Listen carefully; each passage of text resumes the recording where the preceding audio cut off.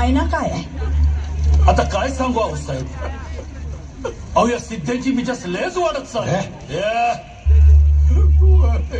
अहो ही पोर उचलून ही काय निघाले होते सिद्धी.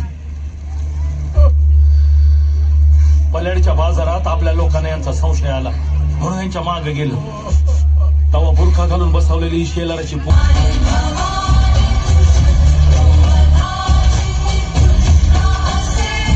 हे हिंदवी स्वराज्य आहे. इथे आया बायांची पूजा केली जाते. जा तुझ्या मालकाला जाऊन सांग, पुण्याची जहागिरी आता महाराज साहेबांची अर्धांगिनी.